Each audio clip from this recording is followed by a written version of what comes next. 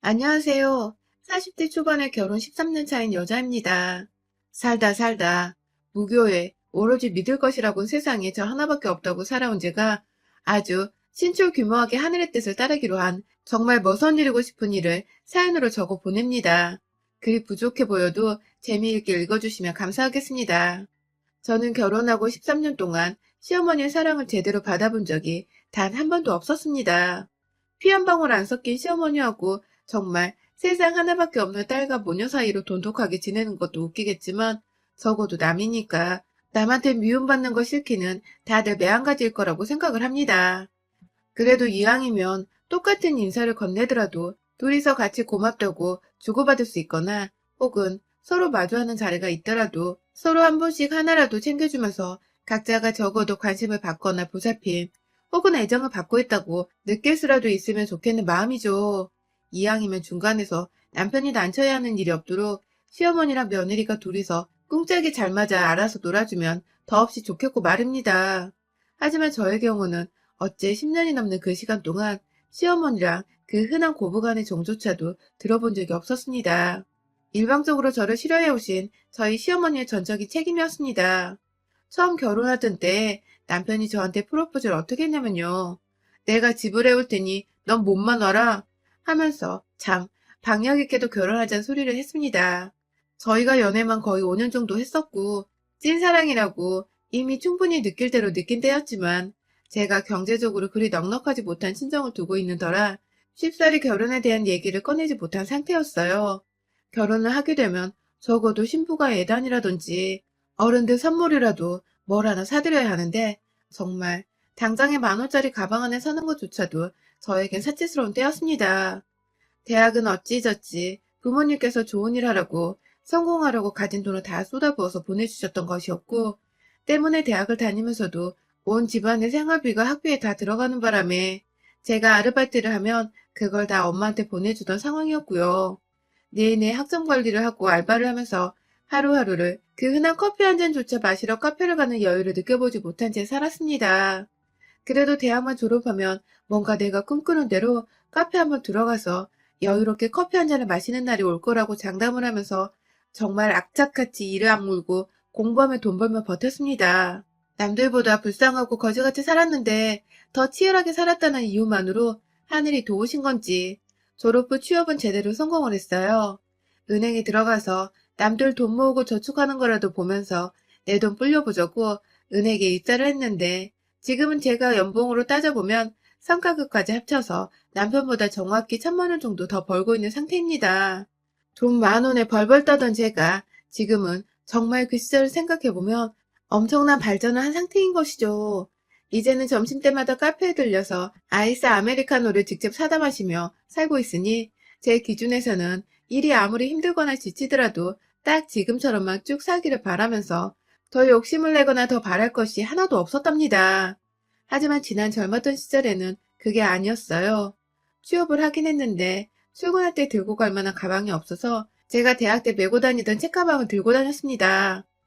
첫 월급 받자마자 더 복 많이 들어오라고 부모님 내복 사드렸고 남은 돈 중에서 처음으로 길거리에서 파는 3만 원짜리 가방을 큰맘 먹고 샀답니다. 그게 그렇게 좋아서 싸구려에 들면 들수록 빗바래져가는 그걸 좋다고 들고 다녔었죠.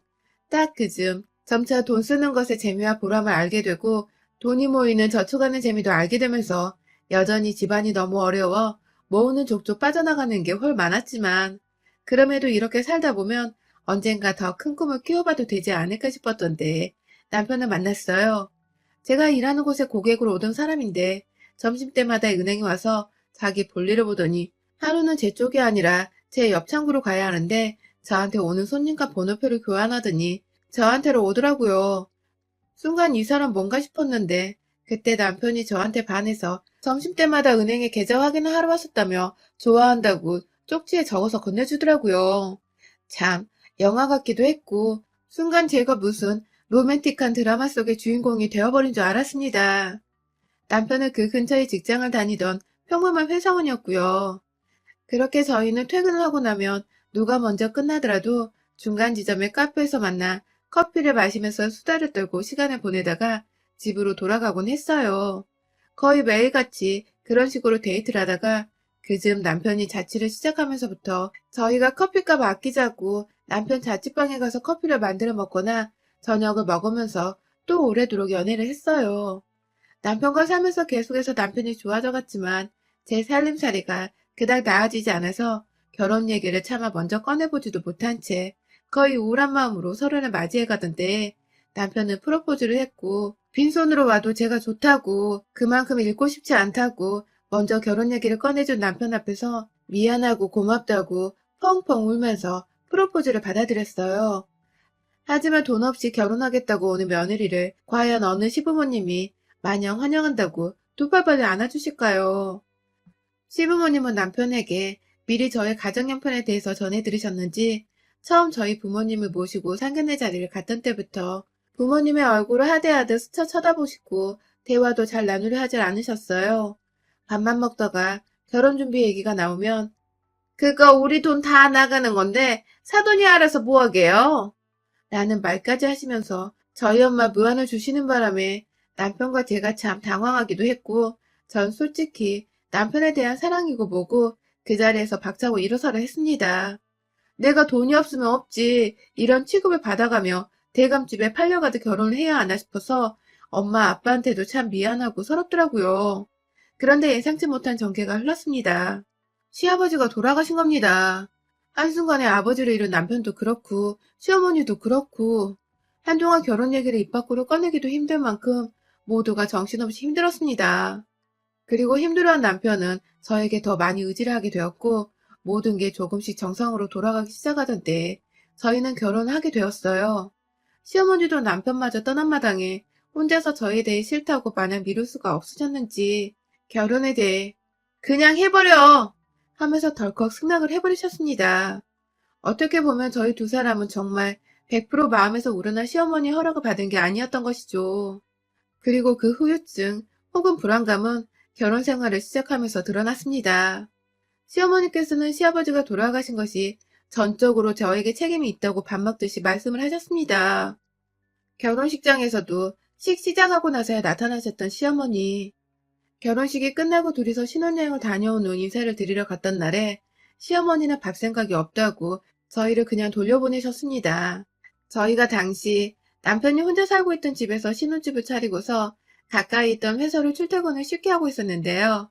전화를 드리면 어머님이 바쁘다고 피하거나 만나는 것 자체를 거부하는 바람에 제가 남편과 함께 금요일 저녁이 되자마자 시댁으로 간 적이 있었어요. 그런데 어머님께서 문 열고 제가 서 있는 것을 보자마자 아유 재수없어 부정타 하면서 문을 쾅 닫아버리셨습니다.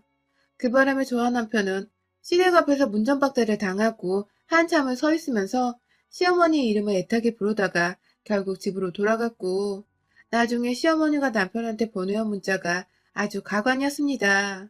저 하나 때문에 시아버지 돌아가신 것도 모자라 자기까지 죽일 참이냐고 부정탄인가 집 근처에 얼씬도 못하게 하라고 보내셨더라고요. 그 바람에 저는 저대로 이게 왜 나 때문인지 모르겠다고 울다가 남편 돌아가시고 마음에 안 드는 며느리를 들이셔서 마음이 착잡하실 시어머니의 마음이 이해가 안 가는 것도 아니라 혼자 울다가 아주 그냥 혼자 밤을 꼴딱 새워가며 힘들어하다가 출근을 했고 그렇게 그 주로 보냈어요.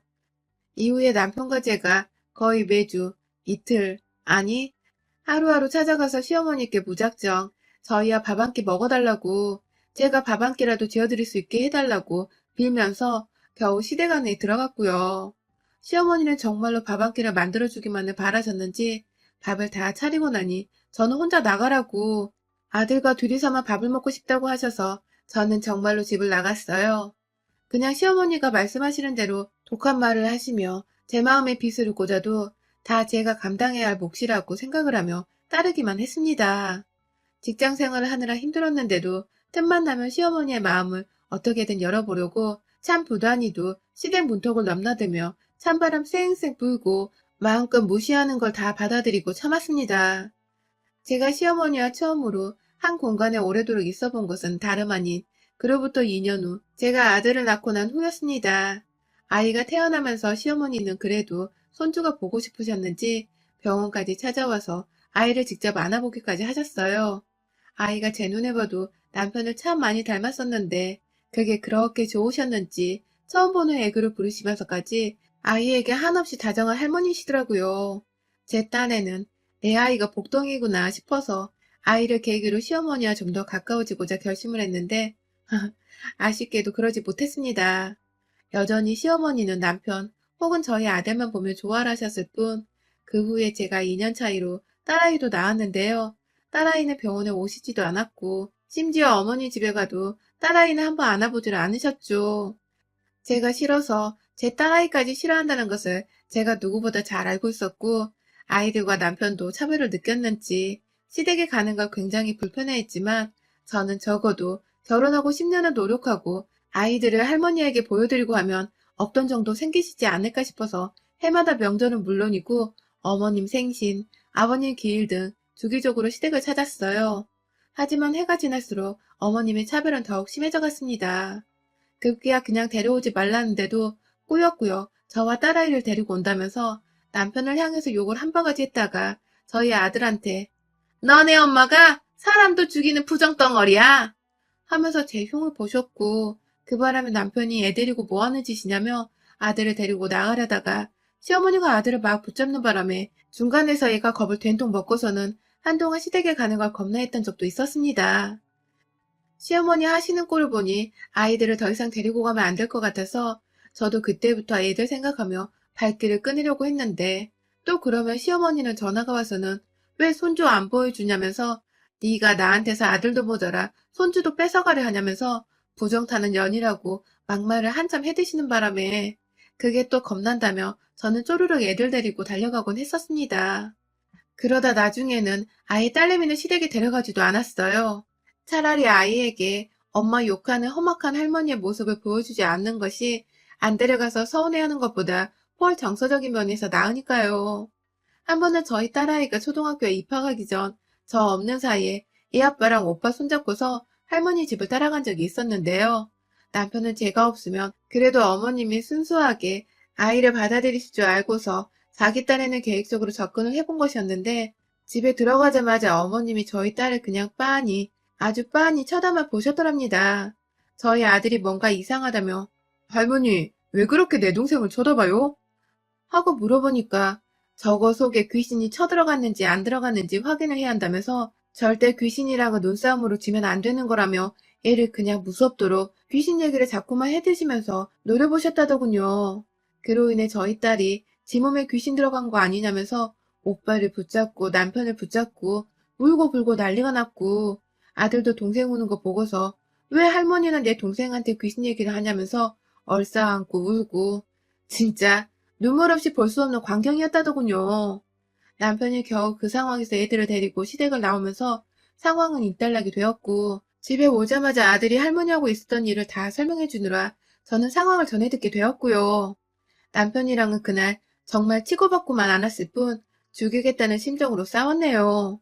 왜 나 하나 때문에 우리 딸이 애 취급도 못 받고 귀신 취급을 받고 있냐면서 당신은 당신 딸이 그런 취급받는 걸 도망치는 걸로만 해결을 하냐면서 따지기도 했고 이렇게 힘들고 사람 취급 못 받고 살 줄 알았으면 나 그냥 애초에 결혼을 안 했을 거라며 지금 나 혼자 벌어먹고 살아도 잘 살 수 있었을 텐데 왜 내가 이 고생을 하냐며 마음에도 없는 소리를 남편한테 해대면서 남편 가슴에 붓을 박았습니다. 그렇게라도 하지 않으면 시어머니가 하는 말과 행동들이 너무 당연시 여겨질 것만 같아서 제가 어떻게든 그 짓을 남편한테 따져야 했습니다. 그때부터는 제가 아예 지친다면서 시댁으로 발길을 완전히 끊어버렸고 저희 딸과 아들이 누구보다 그걸 좋아라 했습니다. 남편은 자식된 도리는 해야 하지 않겠냐며 혼자서 명절 때만 잠깐 시댁을 왔다 갔다만 하는 정도였고요. 그런데요, 참, 이게 코로나로 사람 심리가 뒤바뀐 것인지 갈 수 있을 땐 그렇게 오지 말라고 하더니 정부에서 가지 말라고 해서 정말 못 가는 상황이 되어버리니 왜 안 오니? 하면서 저희를 찾더라고요. 시어머니가 말입니다.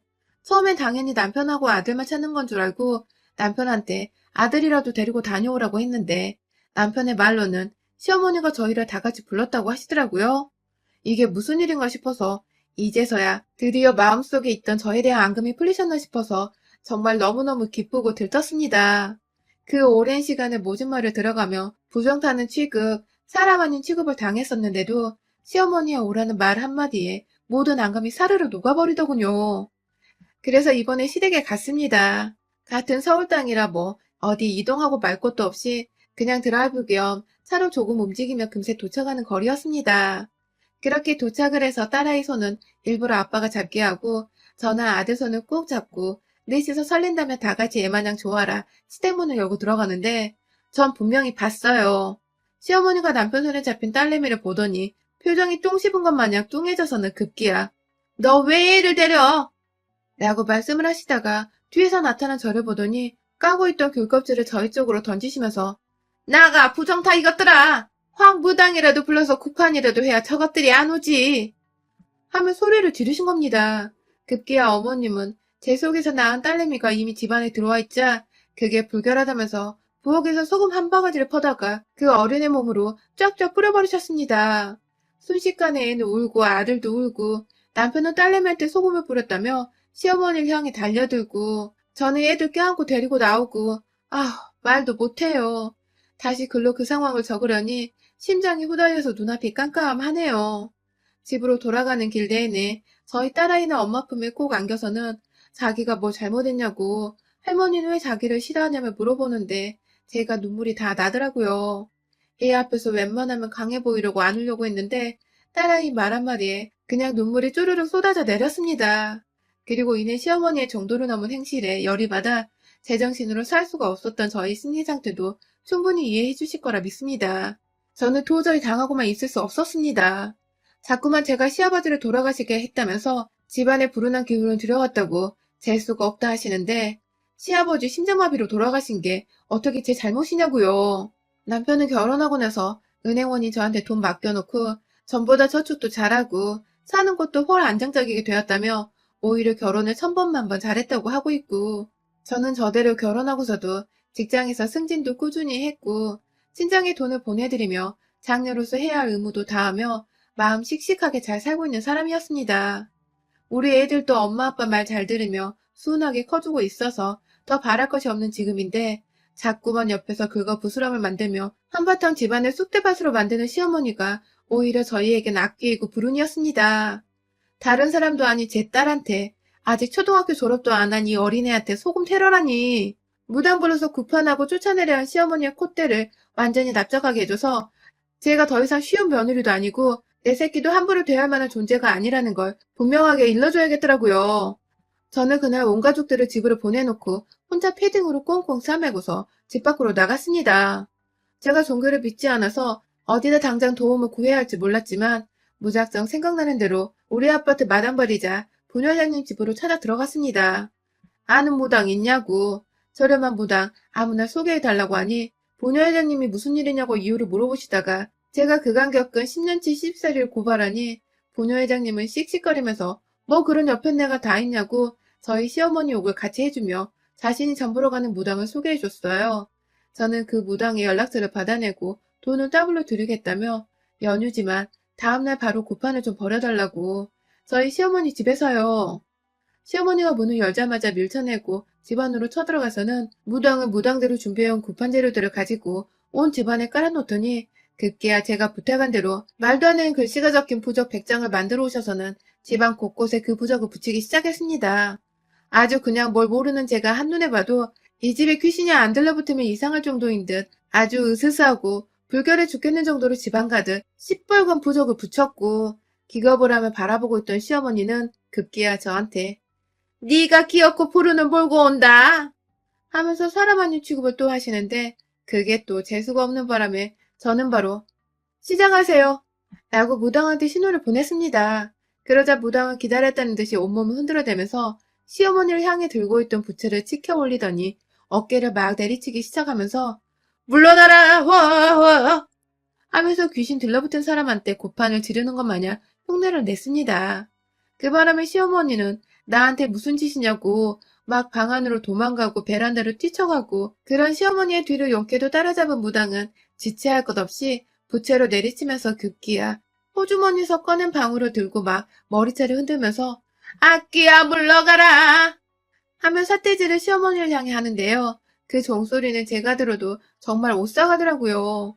그 와중에 무당은 칼이 어딨더라 학원에 들고 온 가방으로 걸어가는데 뒤에서 시어머니가 무당다리를 붙잡고는 참으세요 라고 빌더군요. TV에서 보는 그 작두를 생각했는지 막 제발 저 좀 살려주세요. 우리 집에서 이러지 말아요.